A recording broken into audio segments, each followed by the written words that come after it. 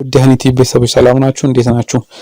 ዛሬም እንግዲህ ያው በሌላ ቪዲዮ ተገኝቻለሁ። ለእናንተ ይጠቅማችኋል ብዬ የማስበውን ነገር ያው በዚህ ቻናል ሁሉ ጊዜ አቀርባለሁ። ለዚህ ቻናል አዲስ ሆናችሁና ዛሬ በዚህ ቻናል እየተከታተላችሁ ያላችሁ ሰዎች ካላችሁ ሰብስክራይብ በማድረግ በዚህ ቻናል የሚሰሩ የተለያዩ አካውንቲንግ ነክ ስለ ታክስ ህጎችና መሰል ነገሮችን መከታተልና ማወቅ ትችላላችሁ። ዛሬም እንግዲህ ይዤላችሁ መጣሁት ምንድነው አንድ ሰራተኛ ተቀጣሪ ሰራተኛ ፔሮል ያው ይሰራለታል። ፔሮል ሲሰራ ደግሞ የተለያዩ ነገሮች አሉ። ኦቨርታይም ይሰራል። ትራንስፖርት አላውንስ ካለው ምን ያህል ታክሰብል ነው፣ ታክሰብል ያልሆነውስ ምን ያህል አማውንት ነው፣ ፐርዴም ካለ ይሄው ምን ነው ምን ያህሉ ነው ታክሰብል ምን ያህል ነው ነን ታክሰብል የሚለውን ነገር እያንዳንዱ ነገር ማወቅና በዛ መሰረት መስራት ያስፈልጋል ማለት ነው። ሆኖም ግን እነዚህ ነገሮች ሁሉ ጊዜ ከምን ተጨንቀን ከምንይዝ በቀላሉ አንዳንድ አፕሊኬሽኖች በራሳቸው ሶፍትዌሩ ዲቨሎፕ ሲደረግ እነዚህን የኢትዮጵያን ታክስ ህግ መሰረት አድርጎ የተሰሩ አፕሊኬሽኖች ናቸው።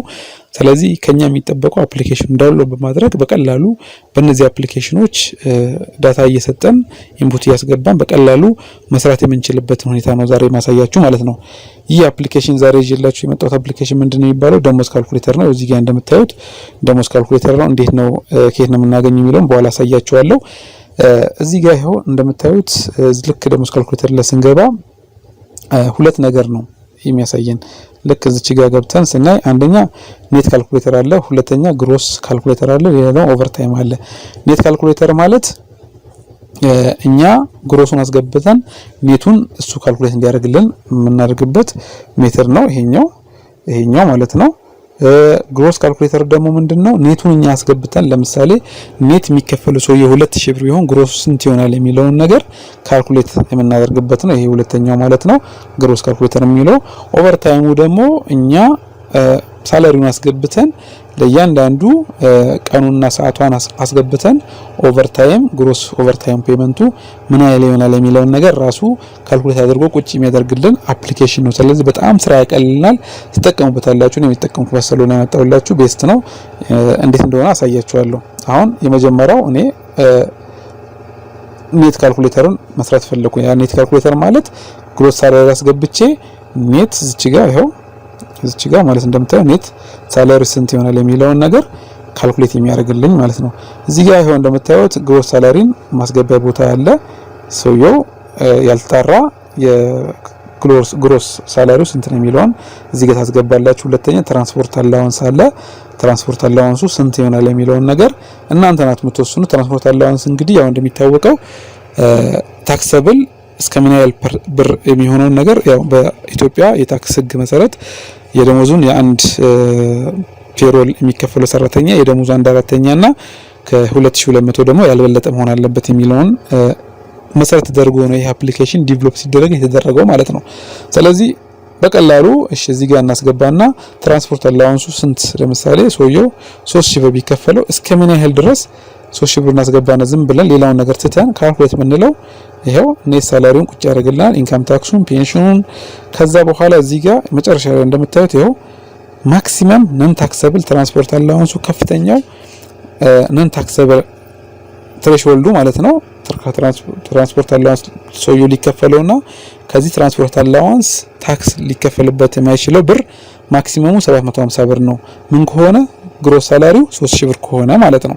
ስለዚህ ይሄን በራሱ እንደዚህ አድርጎ ያሳየናል። ስለዚህ አንድ ስራ ያቀልናል። እስከምን ያህል ነው የሚለውን እኛም ካልኩሌት ማድረግ አይጠበቅብንም ማለት ነው። ይሄን 3000 ለ1/4 ብታካፍሉት ያው በህጉ መሰረት 750 ብር ነው። ያው 750 ብር ነው። እዚህ ጋር ማረጋገጥም ትችላላችሁ ማለት ነው።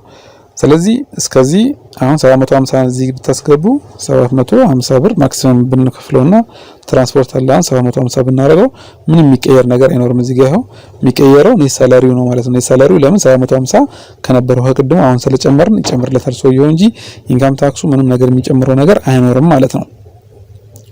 ሌላው ምንድነው እዚህ ጋር ምን ካልኩሌት አድርጎ ያስቀምጥላችኋል። እናንተ ግሮስ ሳላሪን ስታስገቡ በራሱ እስከ ምን ያህል ብር ፐር ዴም ነፃ ይሆናል ማክሲመም ነን ታክሰብል የሚሆነው ምን ያህል ብር ነው የሚለውን እዚህ ጋር ያስቀምጣል። ሁለት ነገር ነው። አንደኛው ሰውየው አልጋ ደረሰኝ ይዞ ከመጣ አልጋ ተጠቅሞ አልጋ የሚከፈለው ከሆነ እስከ 500 ብር ዊዛውት አልጋ የሚከፈል አልጋ ደግሞ የሚከፈለውና የእሱን ደረሰኝ የሚያመጣ ከሆነ እስከ 300 ብር ማክሲመም ምን ሊሆን ይችላል ማለት ነው ፐርዴም የውሎ አበል የአልጋ ማለት ነው ተሰጥቶት፣ ሌሎች ነገሮች ላይ ግን እስከ 300 ብር መሆን ይችላል ማለት ነው።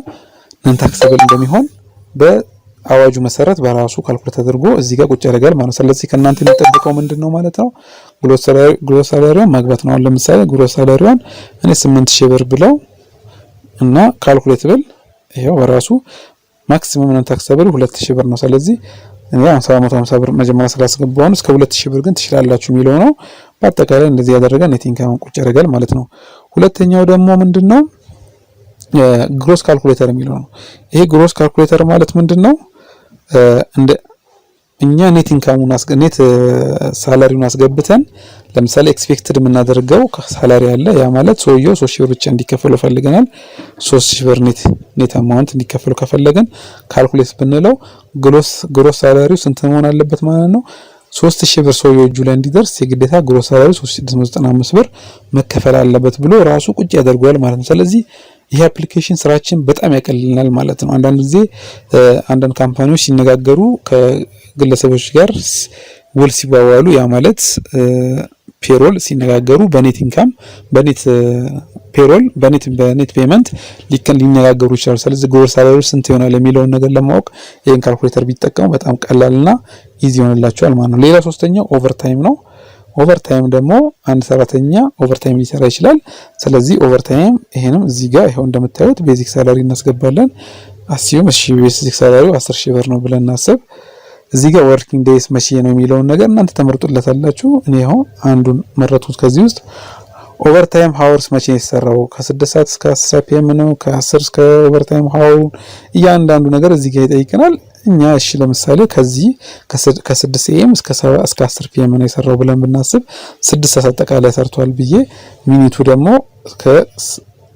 ከ13 ደቂቃ አጠቃላይ ሰርቷል ብዬ ኦቨርታይም እንትን ብል ፐብሊክ ዴይ ያለ ረስት ዴይ ያለ ይሄ ማለት ከ12 ሰዓት እስከ 4 ሰዓት ነው። ይሄ ደግሞ ከ4 ሰዓት እስከ 12 ሰዓት ድረስ ያለው ነው። ረስት ዴይ ማለት ደግሞ የእረፍት ቀናቶች ነው። ፐብሊክ ሆሊዴይ ደግሞ ያው የበዓላት ቀን ነው ማለት ነው።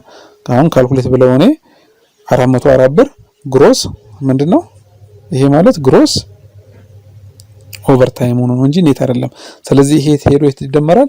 ቀደም እዚህ ጋር ስንደመር እንደነበረው ኔት ካልኩሌተር ላይ እዚህ ጋር ግሮስ ኦቨርታይም ላይ ይደመራል ከደሞዙ ጋር አስገብተን እንሰራለታለን ማለት ነው። ስለዚህ ይሄን በመጠቀም በቀላሉ ይሄን አፕሊኬሽን በመጠቀም ስራችንን ማቅለልና መጠቀም እንችላለን። ከየት ነው የምናገኘው ይሄን አፕሊኬሽን? እዚህ ጋር ይሄው ፕሌይ ስቶር ላይ ተገቡና ምን ትላላችሁ ደሞዝ ካልኩሌተር ብላችሁ ልክ ስትፈልጉ ራሱ ያወጣላችኋል። ይሄው ከየትም አይደለም ከፕሌይ ስቶር ላይ ነው ያገኙት። እኔ ደሞዝ ካልኩሌተር ብላችሁ ሰርች ስታደርጉ ይሄው ደሞዝ ካልኩሌተር ምትል አለች። እሷን ዳውንሎድ ማድረግ ነው። እኔ ኦልሬዲ ዳውንሎድ ስላደረኩ ነው ያሳየኋችሁ ለእናንተ ማለት ነው። ስለዚህ ይሄን ይመስላል ለዛሬ ይዤላችሁ የመጣሁት። በዚህ ቻናል ሐሳብና ኮሜንት ካላችሁ ከታች በኮሜንት ስር አስቀምጡልኝ። አዲስ ሆናችሁ ሰዎች ካላችሁ ሰብስክራይብ አድርጉ፣ ላይክ ኤንድ ሼር አድርጉ። ለዛሬ ጨርሻለሁ። ሰላሙ ቻው ቻው።